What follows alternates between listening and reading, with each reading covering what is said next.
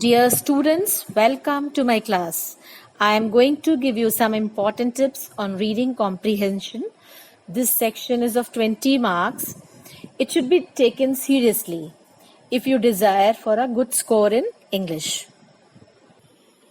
And now the question is, what is a comprehension? Comprehension means ability to understand something or actual understanding of something. Comprehension means understanding text, spoken, written, and or visual.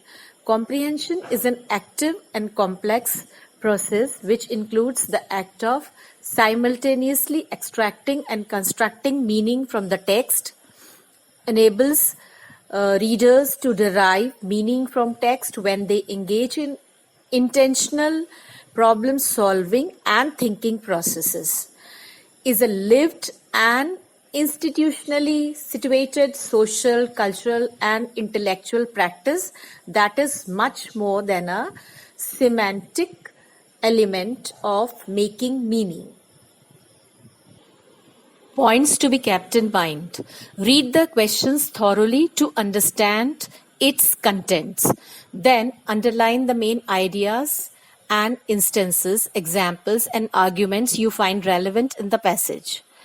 Why I'm asking you to read the questions first?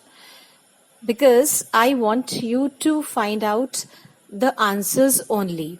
Why to read irrelevant things in the passage and waste time?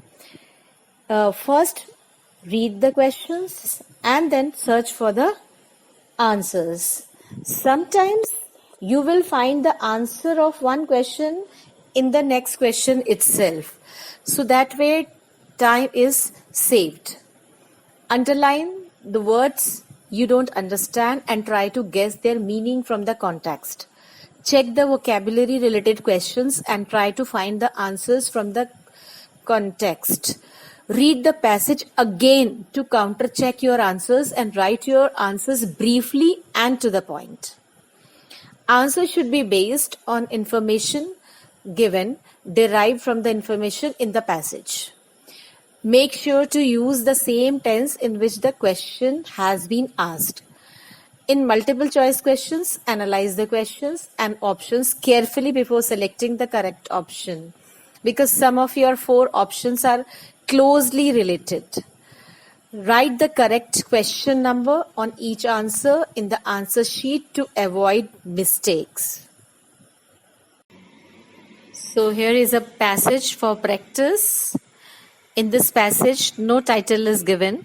Sometimes you find a title also and you get clues from the title also.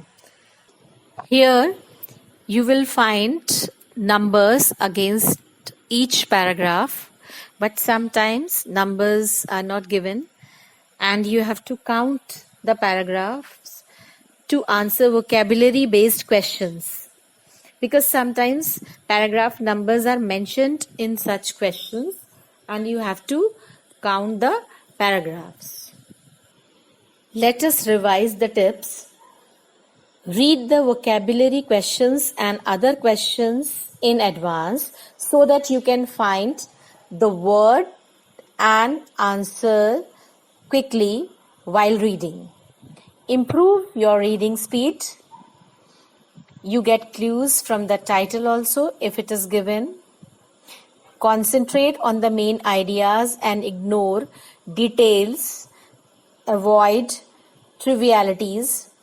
Do not memorize. Use complete sentences while answering your questions. Sometimes in exam you are not allowed to write anything on the question paper. So put small dots on your answers so that you can easily find out while writing them. In multiple choice questions, choose the most appropriate option and copy the word or phrase or the whole sentence given in that answer. Questions should be answered in full sentences. Never copy the whole paragraph. Your question should be brief and most appropriate I'm sure these tips will help you a lot in getting full marks. Happy learning!